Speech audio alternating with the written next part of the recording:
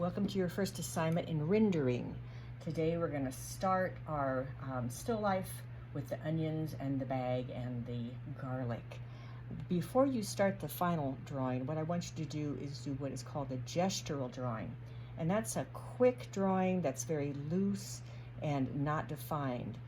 This is where I want you to start thinking differently. I want you to think light until right and pick it and stick it. I have that in the PowerPoint, but it might not make much sense yet. So if you can see, I've got my still life on my computer. I would much prefer having it in real life, but because I set it up in the classroom and I'm working from home, I can't do that. So I'm going to now look at this, and I don't want you to think about what you're drawing. I want you to think about the shapes that you see rather than the actual items. That sounds crazy, but actually it makes sense. Because if I were to say to you, what shape is an onion? You would all say to me, it's round. And that's true, but they're not all exactly the same round. So you need to actually look at the shapes of the real onion. If I were to say to you, what shape is a bag? You would probably say it's rectangular. But in this case, that bag was rectangular, but now it has changed shape somewhat. So I'm going to look at my subject, and I'm going to look at my paper, which is just newsprint right now, and I'm going to quickly and roundedly and fluidly start looking at the shapes. I don't want to make any final decision right now. In fact, you might not even be able to see these lines at all. I'm basically just looking at what's happening, and I am putting the gesture in, the idea in of what is there. I have to look back and forth. I can't just look once and decide, okay, I know what it looks like.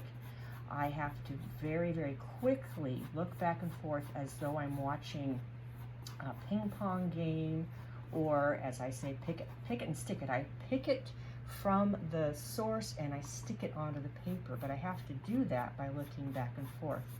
Look at your spatial relationships. If something overlaps, look at what shape that negative space, the space around the items, makes. Negative space doesn't only mean the part that is in the background. It means basically the things you are not drawing at the time. So the space that these two onions make between each other, I'm going to draw it a little bit harder so you can see. There's a little bit of a triangle there, and you can look at that. So I'm softly putting in all the shapes that I need. I would not begin to shade at all until I have everything where I want it to be. That's what I mean by light until right. So you put things in where you need it. You want to look while you're working also at things like shadows and highlights. The highlights are already on your paper. You don't have to add those. You just have to make sure you keep them clean.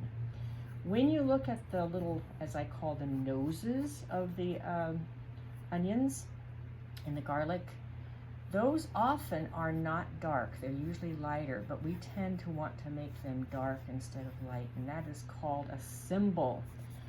Just like when I said, what shape is an onion? You would say round. That's a symbol, because you need to be able to look at what the actual onion and the actual bag looks like. So I don't know if you can even see this because it's very, very light, but that is a gestural drawing. Just a really soft beginning drawing that will allow you to start adding in your shapes. From this point, then what I would do is start refining things, changing things. I don't need to erase it all on this because I've been so light in my drawing that it doesn't need to be erased. I can just draw right over it.